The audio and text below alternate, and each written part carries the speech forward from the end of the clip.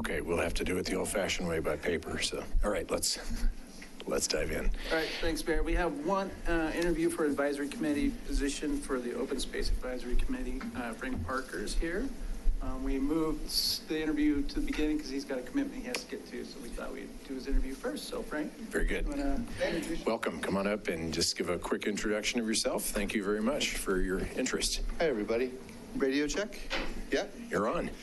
So my name is Frank Parker. I've lived in Superior for about 2 years. Having moved from the East Coast, I was in Washington, D.C.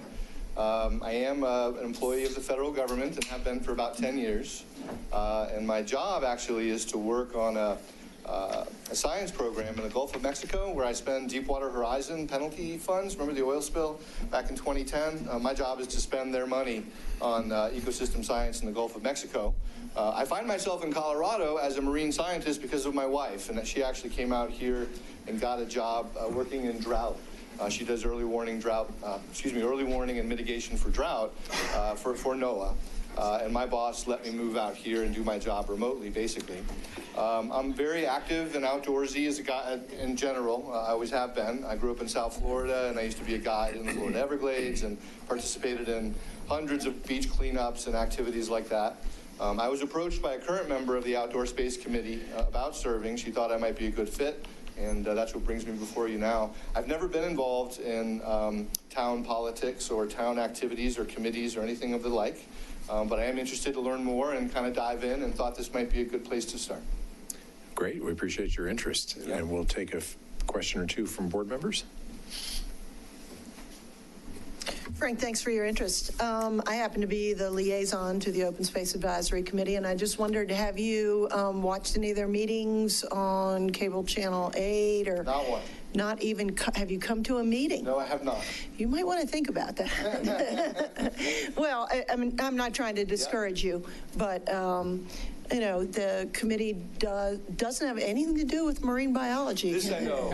I did read through some of the agendas for their meetings. Okay, great. But I haven't spent any time on the video, actually watching them do it. Okay, and it seemed like the kinds of topics that I might be able to help out with a little bit. Okay, great. And if you were to get involved, what do you think one of the areas that you might be most interested in, or that you'd be able to have the most help on?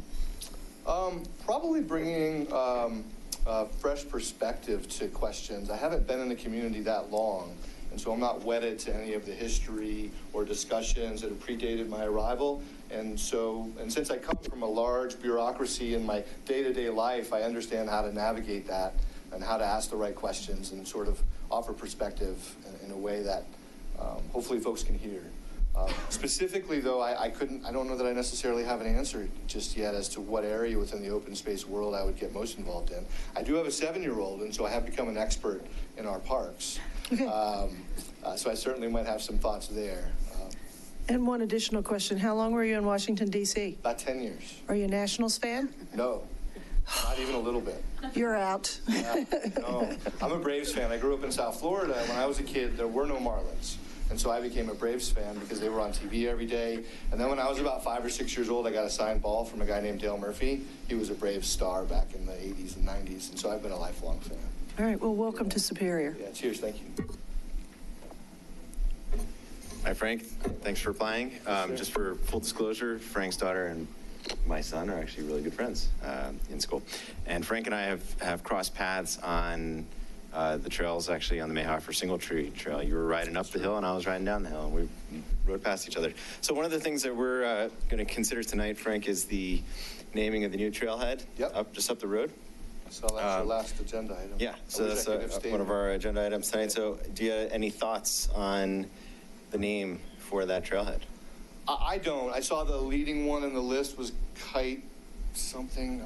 I had no frame of reference, honestly. The history is just beyond my understanding. I imagine that you all have a much better sense of what should or shouldn't go into the naming.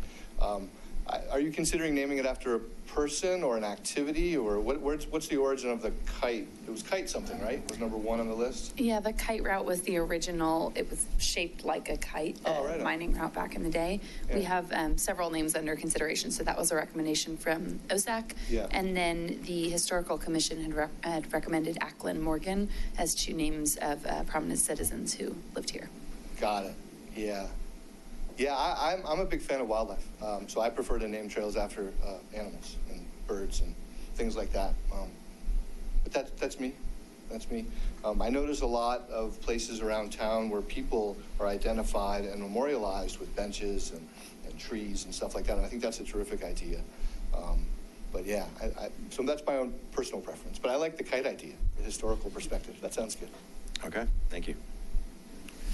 All right, any other questions? So I'm not sure if you had the chance to watch our last board meeting, but when we're considering our 2020 budget, one of the things we were looking at was amenities for the trailhead that we're going to be naming tonight. So OSAC had created kind of small, medium, and large options in terms of amenities. I'd love to hear what your perspective is on what that should ultimately include, even if not in 2020. Thank you for that question. I've not studied these options in detail, so I don't know what exactly is in the small, medium, and large package. I will argue, though, as somebody who frequently bikes around the entire thing, there are not very many facilities. In fact, there are none, other than that one and then one that you have to kind of go off trail for over by Marshall Mesa, if I have the name right. So I would argue for a bathroom. Okay. At a Thank minimum, you. but beyond that, I don't know that I have much perspective to offer. Thanks. All right, thank you. Our final question that I ask of all of our applicants for all committees and commissions is, do you have any potentials for conflict of interest, like you have a side business doing open space consulting or anything like that? I don't have Okay. any real conflicts of interest. Usually. In fact, I did check it out with my ethics lawyers to make sure I was allowed to do this, and they said yes, as long Very as it's good. not politically affiliated in any way. Very good. Well, again, we appreciate your interest, and we'll be acting on this at an upcoming meeting. Thank you, guys. So thank you very much. Cheers. All right, we're on now to our discussion of design options for 88th Street. Thanks, Mayor. So as part of our 2020 capital improvement program, one of the projects is upgrades to 88th Street. Alex has a presentation, and we're just looking for the board's feedback on design options so we can start doing the engineering and design for it. So we'll be ready for bid it out next year.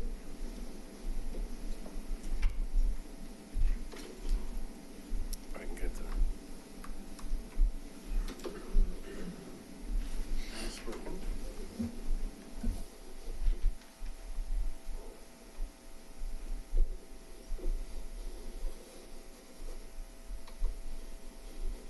Here's Martin.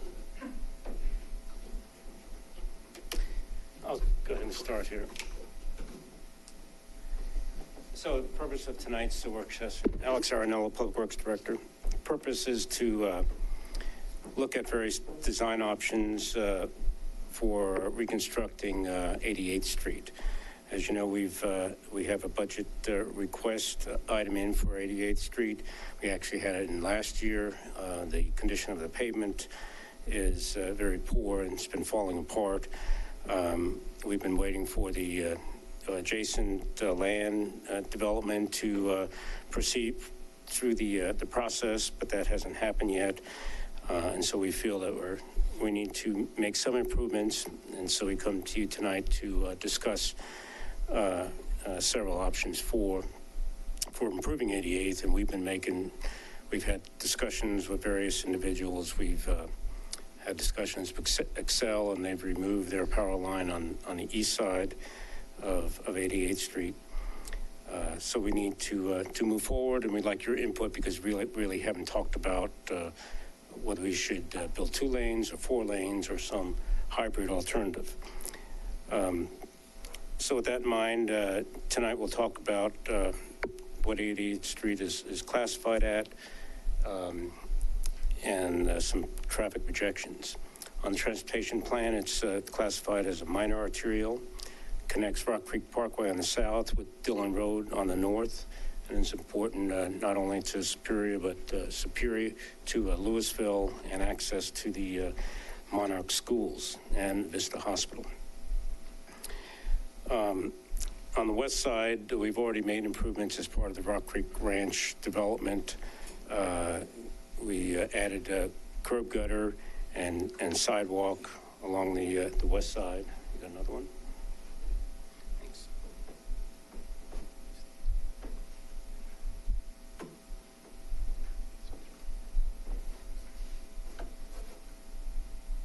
You can keep talking.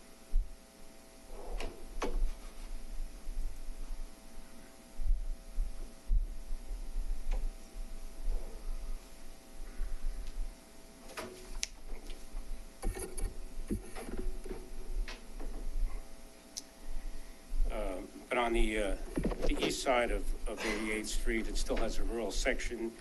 There's no curb and gutter. There's a shoulder and a roadside ditch. On US 36 Street, the 36 Bridge, and its approaches, there's a 40-foot wide roadway with attached 6-foot sidewalks.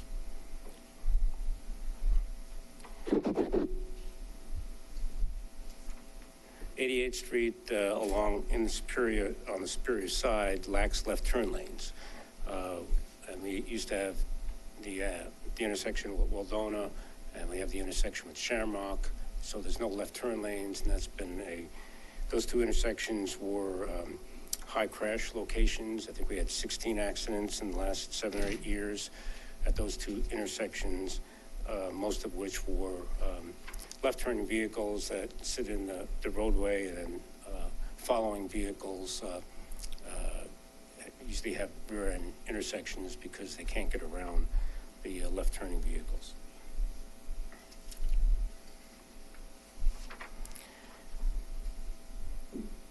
We also recently conducted a pavement condition index throughout town, and 88th Street was rated 26 on a scale of 1 to 100, which is considered very poor. The transportation plan in 2014 recommended that future improvements include the addition of curb, gutter, and sidewalk along the east side to complete the bicycle and pedestrian connections in the area. They also recommend including left turn lanes at the intersections. And the plan did include a year 2035 projection of 11,000 vehicles per day on 88th Street. So, another technical glitch.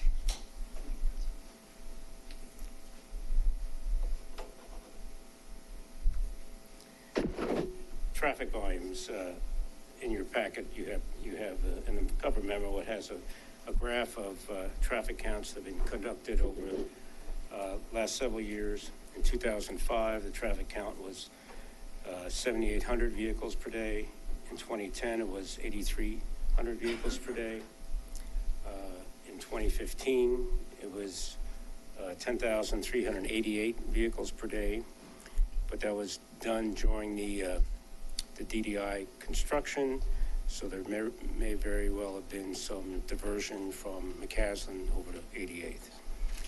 In 2017, the count was taken about 9,200 vehicles per day. And this year in August, a count was taken of 8,483 vehicles per day. But that was taken about a week before school started, so that may have been why that was a little low. We expect maybe a 5% increase in that to be the regular traffic count. It was also after the Waldona way closure was in effect, so that may have had an impact on the lower traffic count. As I mentioned, the 2035 traffic projection was 11,000, and recently the town center updated their traffic study and projected traffic out to 2040. It included traffic that would be accessing 88th Street as a result of the town center, and their projection was about 11,500. The traffic study that has been submitted for the Newatney Ridge development over in Louisville, the old ConocoPhillips site, had a traffic projection on the south side. I gleaned some information there, and it was just under 12,000 on the 88th Street on our side. So what can a two-lane roadway handle? Alex, real quick, just a clarification on those projections, just to make sure we're on the same page. That also includes an assumption of a full build-out of the Saharias development? Yes, I think the town center, when they did their analysis, they assumed whatever the most current thinking was on Saharias. Okay. That. Thanks. So in terms of capacity of roadway, the transportation plan does have a table that says 12,000 vehicles per day is kind of a limit for a two-lane facility. That's probably a level C, level service C volume. I put in my analysis level service D, level of 15,000 vehicles per day.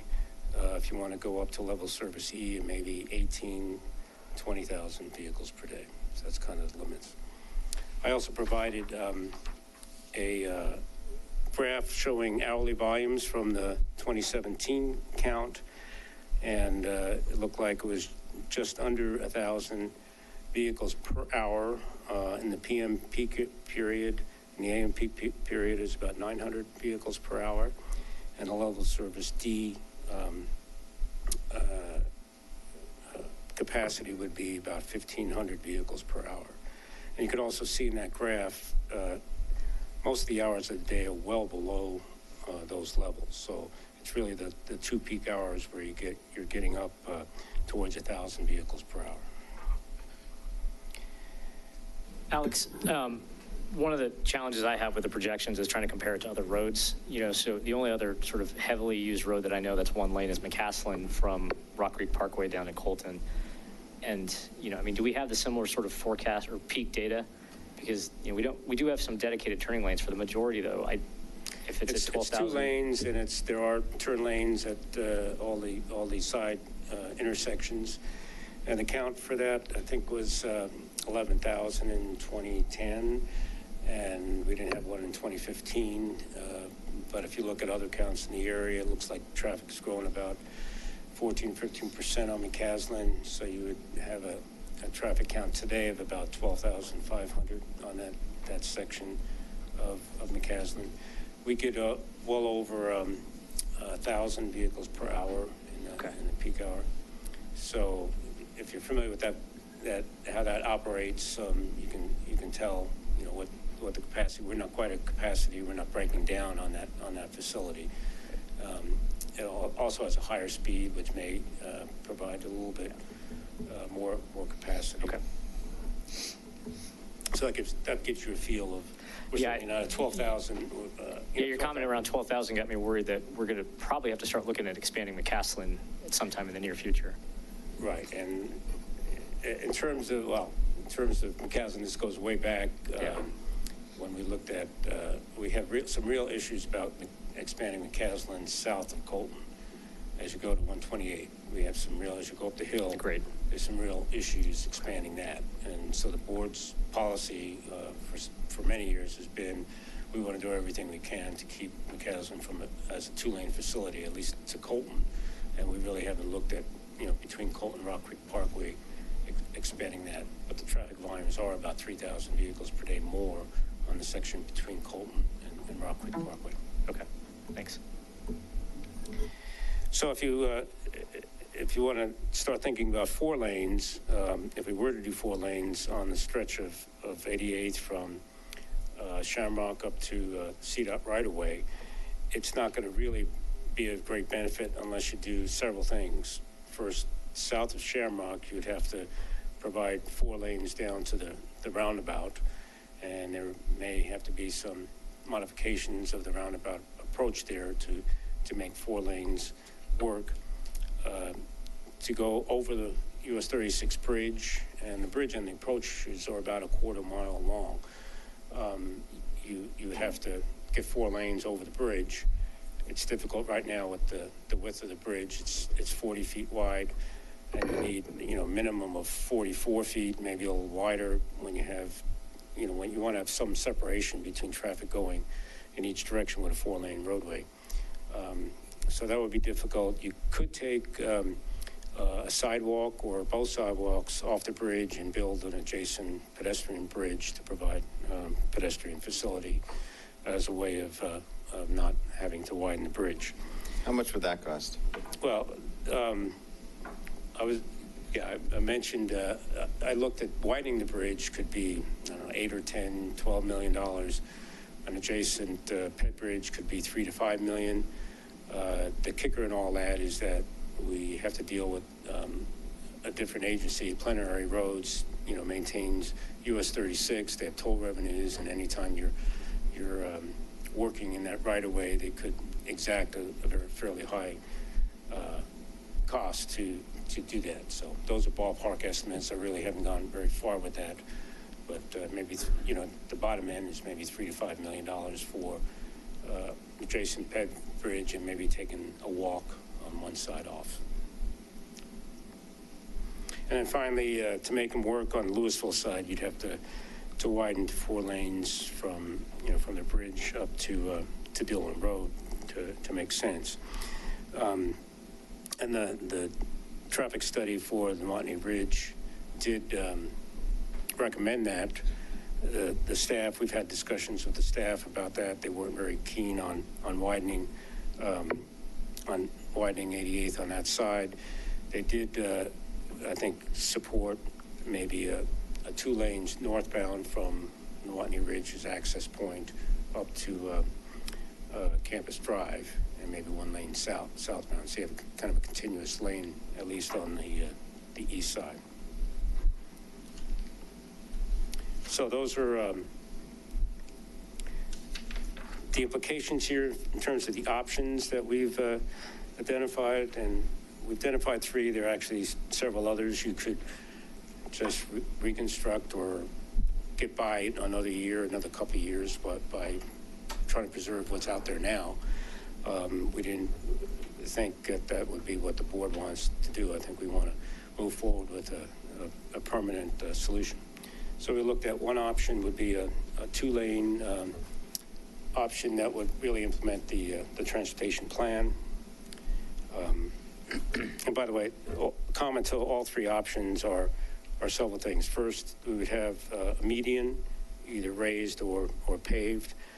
So we provide for left turns, and we provide for left turns at the Promenade Drive intersection, potentially 1 access for the east side development, and then a left turn lane for the Shamrock Drive intersection.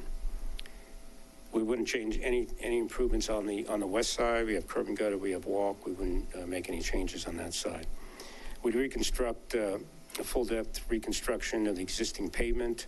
The existing pavement is pretty well shot, so we want to improve it to arterial standards. And we would start that from the roundabout approach at Rock Creek Parkway and take that all the way up to the CDOT right away.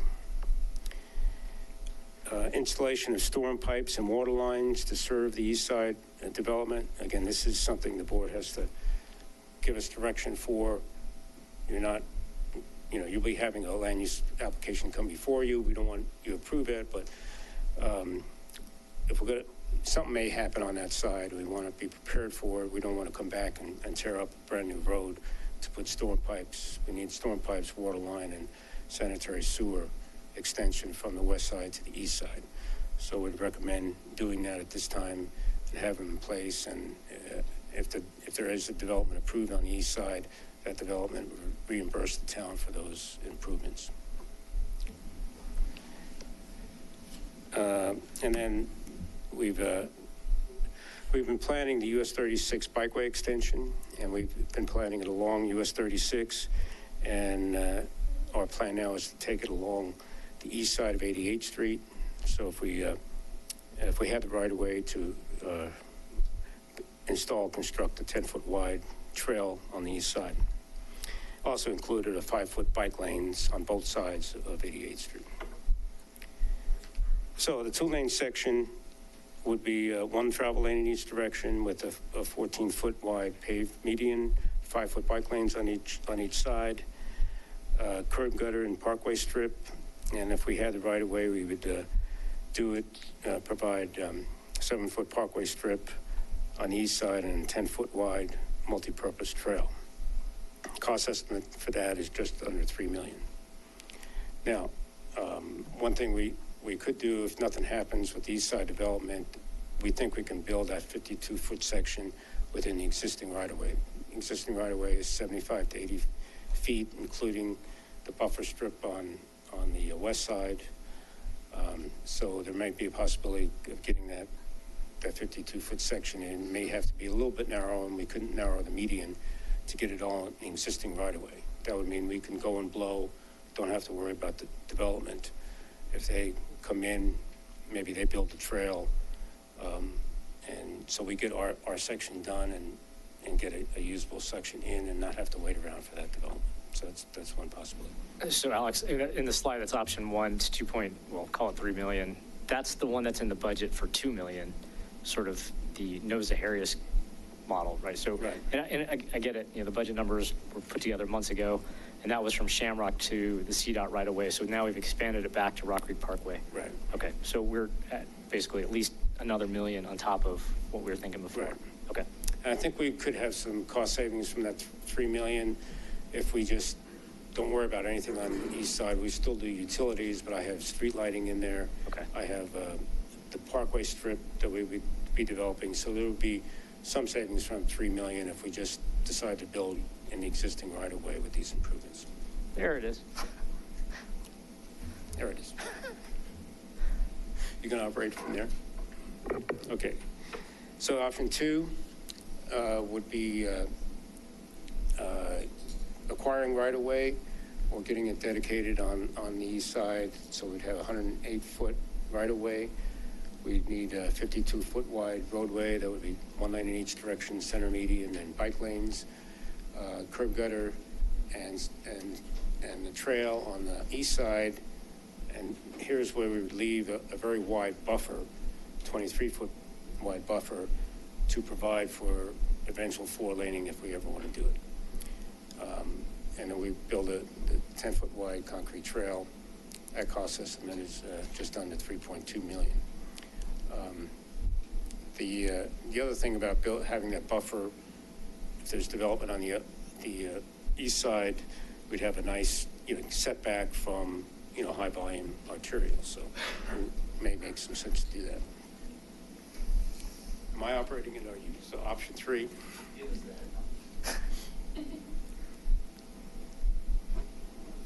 Would be a 4-lane option, and this would be actually we build a street wide enough for eventual 4 lanes, but we could stripe it as 2 lanes. So we would have a 68-foot wide roadway with a 14-foot wide raised median. So this would be an ultimate 4-lane section.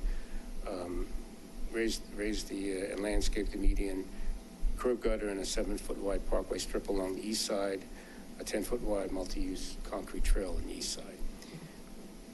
Can you bring up the sections? No, it's in a separate PDF.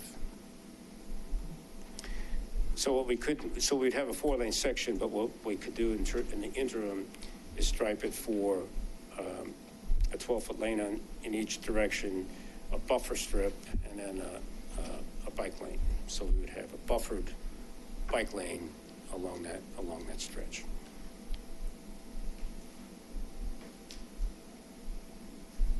The cross section. No, I don't want that one.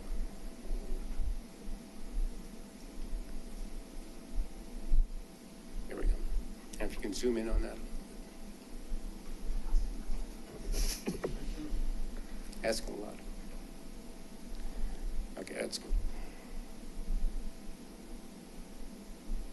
So there's the 3 options. Compare with each other. Again, the top is the 92-foot wide right-of-way and 52-foot wide roadway. The second option just puts a wide tree lawn And the third option has 4 lanes, so you'd have a 12-foot wide lane, a buffer area, than the bike lane. In the future, if you convert it to 4 lanes, you could go 2 10-foot lanes in each direction and a 5-foot bike lane. So those are the options. So Alex, just comparing the two in the center lines for those, or is it, I couldn't do the math very well and figure out how much further over the center line would be on the 4-lane striped option, relative to where we're at today? Because, I mean, the real question is, does this pull the traffic away from the homes that are along 88th Street? It pull a lot, the ones on the west side? Yeah. Okay, so you pull it away because you have the bike lane. Right. You don't have bike lane there now, Right. so you pull away at least 5 feet. Okay. Away from where it is now, so to the east. So you pull it away the bike lane, plus if you go the 4-lane path, that's going to be, at least while it's striped for 2 lanes, there's going to be an Yes. additional increase to the It'll buffer. be the buffer strip, so you're pulling it away another 7 feet, so you're Got it. 12 feet away from where it is now. Okay, thanks. Alex, did you say there was some resistance from Louisville to commit to a 4-lane design at this point, or what's the? Do you want to? Yeah. Yeah, I mean, the traffic study that was done for that development over there in ConocoPhillips, at 2040, it suggested that 4 lanes is needed from the bridge to, on their side, to Campus Drive, that section there. But that's not until 2040. So what they're discussing over there amongst their staff and the development over there is when's the time to do that. And the other question they have is with the roadway connecting from 88th to 96th now, they think that's going to relieve a lot of traffic up on their side on 88. So they're not convinced that 4 lanes is needed. Okay. And what is our staff's recommendation? My recommendation. Yes. My recommendation would be to build a 52-foot section at this point, to not worry about the east side development, to make it fit within the existing right-of-way, and then deal with the east side as they come through, and build a 10-foot wide concrete trail as part of that. If they don't develop or you don't approve them, we would have to have some right-of-way acquisition at some point to get the trail constructed over there. So that's how I would build it right now. With the information we know, I wouldn't put street lights in. I would put the utilities in, so we set up and don't have to put those in down the road. So option 1? Option one, I'm not saying, it could be option 1 or 2, depending on what happens on the east side. It'd be option 1 without the trail at this point. The other thing I wanted to point out, I think we had some board questions about Shamrock, how that's going to, and I wasn't clear in the information that was in your packet, but I did send this this evening. This is how you could work the Shamrock Drive, where we could get a left turn lane into Shamrock. We do have a pinch point just to the north of Shamrock, or to the right of Shamrock here. That's county right of way. And so to get the curb and gutter kind of ends right at the crosswalk there, not at this crosswalk here. So the curb and gutter ends right here. Right here is the county right of way. So we may need some right of way from the county to get all this to work. But we would take the right turn lane. Right now, there's right turn lane, northbound right turn lane at Shamrock. We would take that away. I mean, you really don't. You're coming out of the roundabout. You're not really coming, you're not zooming at 35 miles an hour, so you don't. I disagree with that. I mean, one thing is, if you're able to add this with the raised median, I think the need for this goes away. I mean, I cross this thing half a dozen times a week, and I nearly get run over 2 or 3 of those times. The island here, I think, increases the safety dramatically, and if anything, I'd rather have people crossing here if that helps, right, with the curb and gutter work over here a little bit. Right. So we want to cross 2 lanes with a refuge rather than facilities on the other side. So this is one way I think we would like to work with the county. There's a culvert there that we would have to extend and perhaps separate the walk a little further along 88th Street. Do we have an idea as to how many people use 88th to get to Monarch, students on bike right now? Because I seem to recall maybe about a year or so ago, there was a student that was hit. Either, I think it was on the Louisville side of 88th, over near Monarch. And one of the things that kind of struck me with these designs is, we've got a really wide striped median, and I understand, that makes sense. You want to give some space between cars that are passing, going opposite directions, so you don't have a head-on collision. But, both options 1 and 2, as a result, have only 5-foot wide bike lanes, whereas option 3 has the 7-foot wide bike lane. Obviously, option 3 is a much wider right-of-way. But, if we were to have a less substantial striped median, and you could lose a foot on either side, just have a 12-foot wide median, and then gain an extra foot on the bike paths. So I'm just trying to think, what's the best way to make this safe for kids to get, from Superior over to Monarch on bike? Right. Well, 10-foot wide concrete trail would be safer. Hopefully, they would use that when that's built, and we would actually extend that down to the roundabout and extend along Rock Creek Parkway. So, that's kind of the safest way. But I think there's flexibility with both the median. The 14 feet was there if you ever wanted to raise the median. You don't necessarily need it if you have a striped median.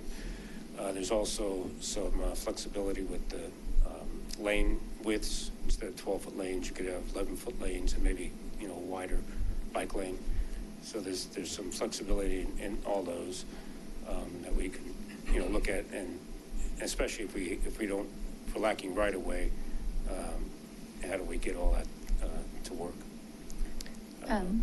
Mark, at our last Transportation and Safety Committee meeting, we had someone from BVSD in who gave us the breakdown of how kids get to school, not just for Monarch, it's broader to the district, but it was 20% walking, 20% bus, 7% biking, 3% public transit, and the other 50% all by car. I know that the Monarch numbers are a little bit different in that Monarch 30% take the bus rather than 20% district-wide. But hopefully that's at least directional in terms of how many kids are biking that way. Yeah, but I think a lot of kids, mine especially, choose not to ride because it's too dangerous. Scary. Yeah, I don't let them ride on 88. It's nuts. I make them go up Boyero, cross the street, and then hop onto the bridge because there's no bike paths on that chunk of 88. So I think if we create a safer opportunity, it'll go up. One other consideration, and I think we had talked about a roundabout at the Promenade intersection, and I've sketched some stuff out. I'm still trying to get better information on whether it could work in terms of the grades out there, but we'd like your weigh in about, is that something you want us to keep pursuing? But one consideration in terms of the median width, if you put a roundabout at Promenade, you may be able to eliminate the middle access to the east side, maybe make that right in, right out. And now you're talking about maybe eliminating the median along that whole way. So there could be some big buck savings in terms to help pay for the additional cost of the roundabout. So we would like, if you have any input on whether you like a roundabout or a traffic signal, and whether you want us to keep pursuing a roundabout design and come back, or maybe make it part of an alternate bid as we go into construction. We'd like your feedback on that as well. So could that solution mean this 10-foot wide multi-use trail could be done sooner? Potentially with that space gained from roundabout and not having the median? Yeah, I haven't thought that one through, but could be. Okay. I would support further consideration of roundabout. I think they're better design than traditional intersections, and any way we can going to be creative and get better performance out of the road, I think that's definitely worth considering. I do want to point out. Go back to Martin, can you? Because Neil had asked about offset right away, some of the implications of that, and how that's going to work. Go up to more. Go up a little more. Right there. Okay, so to transition, we're coming right out here. We need retaining walls, all the transitions on the east side. We're doing retaining walls and we're starting up 300 or 400 feet.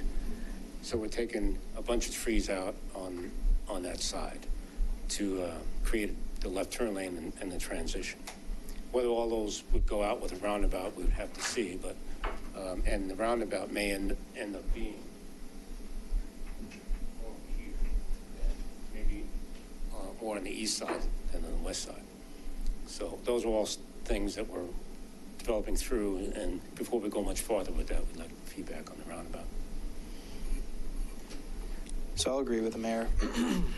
Anytime that a roundabout is feasible, which is what I'd be concerned here with how close it is to the bridge, I think it's worth pursuing. It helps with traffic flow. I think you've presented data to us that shows it's overall a safer option. I'd be supportive there.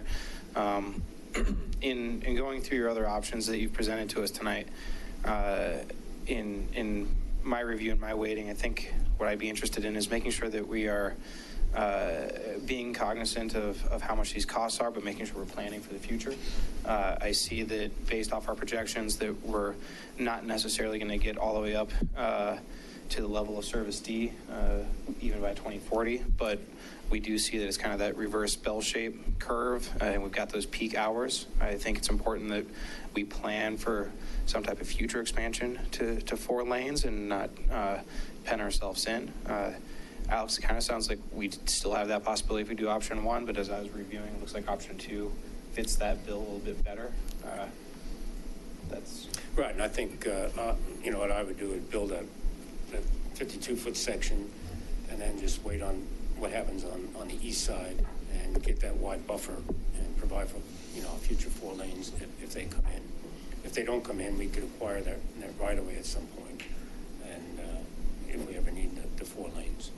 Where does our right of way stop right now? Like in terms of what we have the right of way for right now, where does that line end where we would need to actually acquire some additional land to do anything? Well, when Rock Creek Ranch was developed, they dedicated 40 feet on the Rock Creek Ranch side. Okay, on the other side it was a county road, and typically county roads are 60 feet wide. So there's 30 feet on the east side and 40 feet or so on the west side. So about 70, a little more in cases, and really on the east side it was more prescriptive right of way, so there wasn't really a legal description. If you know how county road rights of way evolves over time, it was kind of prescriptive right of way, whatever was used. Whereas when the adjacent development is platted, they actually dedicate a parcel, and we have right of way along the west side. On the east side, it's more undefined and basically is 60 feet based on the old county records. Okay, so I'm just a little unclear. So in terms 30 of feet on that side. can we do each of options 1, 2, or 3 right now, or would we need to be acquiring additional land to do? We couldn't do option 3. We'd have to acquire right away or get it dedicated during the development. And that's going to be right away from the Zaharias property? Right. From that side? Okay. And then also we've been talking to CDOT about getting additional right of way from them along the bridge and on both sides. So, and they've actually they're the ones that suggested that they would give us that right of way because they've seen the plans on both sides.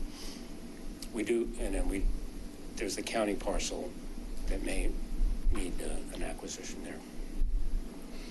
And So I know you touched on this a little bit, but in terms of Louisville's plans with respect to their side of 88th and with the bridge, you know, I'm just having a really hard time kind of figuring out what the right solution is when we're only looking at, you know, half of the problem, right?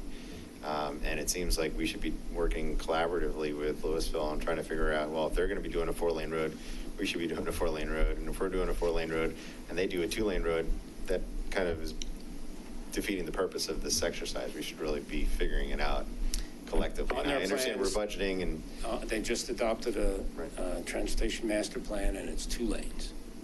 Now they have a developer coming in saying, well, here's the traffic projections, and we think maybe 4-lane, you may need 4 lanes, so. We've met with Louisville staff at least 2 times on this and told them that we have this project to do next year, and we would like to know what they plan to do on their side, and they just don't know. If I could add one thing to that, when we had the joint issues meeting last week, I think one of the council members sort of suggested, you know, not knowing who's paying for the bridge widening sort of creates the uncertainty in terms of proceeding. You know, absent the bridge widening, expanding 88th to 92 lanes makes no sense, right? So who's going to foot the bill on widening the bridge? And what Alex brought up, you know, with plenary, you know, it's sort of this big, hairy, ugly thing with expanding anything over 36 right now in terms of what that might mean, because we're going to have to shut down a lane on the highway, and, you know, the plenary is going to need some money for that. So that uncertainty creates a little more angst within Louisville, at least the way they expressed it to us. So, you know, unless there's some sort of visibility on how the bridge gets expanded cost-wise and who's footing the bill, they're hesitating. So I think that's exactly why we need to plan for flexibility here. I mean, we hear a developer over in Louisville right on the other side of the bridge saying 4 lanes. We hear Louisville saying, no, we don't think so, but that could change in 5 years. They're about to turn over a majority of their board and beyond. I mean, who knows? So I think making sure that we are setting ourselves up to have the option to expand to the 4 lanes in the future is going to be critical to any type of prudent long-term planning. I don't think option C makes a lot of sense because that's putting in more money than I think we need to right now and kind of assuming that we're going to get that 4 lanes. I think option 2 gets us closer to just making sure we can plan for the future while having a quality product for the time being. But as long as we're planning for 4 lanes in the future, if it ever becomes a reality. I mean, once Louisville steps in, if and when they do, and says, yes, we're interested in 4 lanes, now we have the willing parties, and then we can find that middle third party for extending the bridge. Until Louisville's on board, of course, no one is going to want to talk about extending the bridge because we still have that other missing piece. I mean, yeah, and one of my questions to Alex, because, you know, the other thing here has been the Campus Drive bridge and whether or not we want to do that. And Alex threw out a number that, you know, made my jaw hit the floor, but, you know, 15 to 17 million for Campus Drive versus the option that was in the packet of, you know, creating a secondary pedestrian bridge and then just keeping the bridge as is, you know, the 2 to 3 million that he mentioned. You know, it sort of makes pushing for 4 lanes on the existing infrastructure with 88th and then creating a separate pedestrian bridge as a viable option, because Campus Drive at 15 to 20 million, it's really not viable.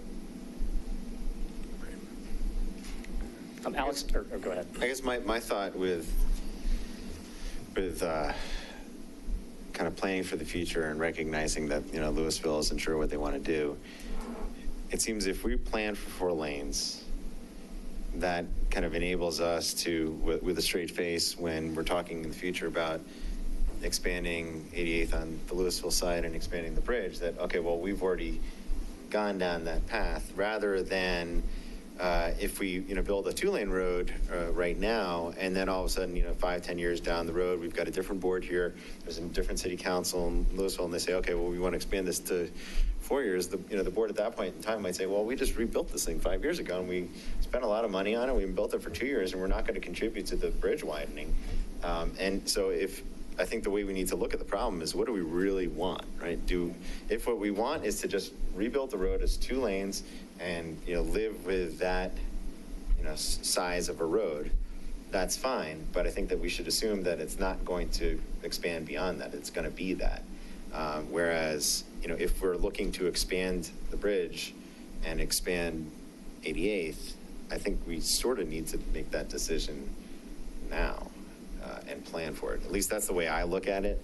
Because otherwise, I think it's highly unlikely that we would go down the path of a 2-lane solution now and then change it in the future. I mean, I could be wrong, but that's just, it seems a little inconsistent. So Mark, just to make sure I follow, you're saying we should either go with 1 or 3, but 2 is not really valuable?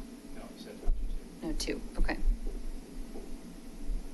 Then, The way, I would weigh in on option 2. If you do that, we get the buffer, we get the homes away. So if we ever did want to widen the 4 lanes, we can rip the curb and gutter out. That's why I don't want to put an expensive median in. Curb and gutter is not that expensive to take out, and then we can build 4 lanes. That gives us flexibility, but you have a finished product now that is usable and functional, I think, for 20 to 30 years. Yeah. But the key thing is not to get any homes closer than. And it could be 30 years before Louisville makes a decision and we get funding for a bridge and all the stars align. So I think that makes a lot of sense in my mind. That's an optimal solution. Future expansion of Highway 36. Just do it then. Yeah. I kind of, what Mark said, it resonates. And the relative cost difference between option 1 and 2, in the grand scheme of things, immaterial. 3 versus 3.2, and 3.2 at least, allows us to build for the future, and we can wait for it when we need it. I will make a request when you come back with the RFP. Please come back with detailed explanation of how are you going to maintain pedestrian and bike flow. I'm going to echo my internal Kevin here, where we will always plan for how cars are going to get through this construction zone, and we have a tremendous number of bikers and kids that go through here. So I want to make sure that we keep them at the top of the list for how we're going to ensure that they can get back and forth to Louisville, because I go to Sweet Cow every so often, and I want to make sure that it can be done safely in terms of accessing the street, because this is going to be a hairy reconstruction project. And I know we will always do what is absolutely right for safety, especially with cars. And sometimes we think about bikes. I want to make sure we've got a dedicated bike lane, at all times, because, if we take that away, it's just, again, we will just be, putting cars at the top of the list. Even if it's for 2 months, it's just unacceptable. Sorry. And just to expand that further, if there's also a way at the approach to the bridge to get some type of trail underneath it so that it eliminates the need to cross the road for pedestrians and bikes. And I don't think there's enough. We'd had some discussion previously about could the road even loop underneath there, but I don't know that there's room for that. But certainly there's room for a bike trail, and if this On the US 36 bikeway grant that we have, we would take the US 36 bikeway, take it under 88th, loop back up to 88th on the east side.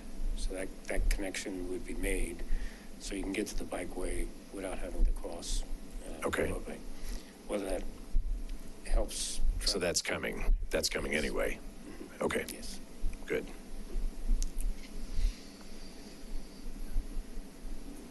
so I didn't really weigh in, Mark. I was a little confused by your argument, but I agree with what everyone has said in terms of option 2. So were you going from, trustee Shaw, were you going? Yeah, I said option 2. No, I said option 2, Okay. just because it gives us flexibility in the future. I want to find a way to get it to fit within the $2 million budget number. I know that's impossible, but however we can economize on that to get it there, I think will be much appreciated. Obviously, Zaharias is the big asterisk next to the number, so we'll wait and see. Okay. Well, that gives us, we'll move forward with option 2, and we'll also look at potentially whether a roundabout could work there, and if so, what some ballpark figures would be on that. And we'll be coming back to you probably a couple of times before we start construction. Yeah. Do you have any sense at all on what the roundabout might cost? Since we're doing it as part of this project, potentially. I'm thinking $300,000 to $500,000. It's just that we're in there already. We're doing work, and there's a trade-off. We're already going to make some widening on that east side. So as part of that, it's not going to be $1 million, but Okay. I mean, that's my guess if it's more than that, certainly that's probably undoable. Well, I would definitely go for Section 2, and like the mayor, I'd be a strong supporter of trying to do the roundabout. Okay, thanks, Alex. Thank you. Since the Harrius is going to be so important for this, are we assuming that we're going to see the Zaharias FDP prior to this contract coming up for approval?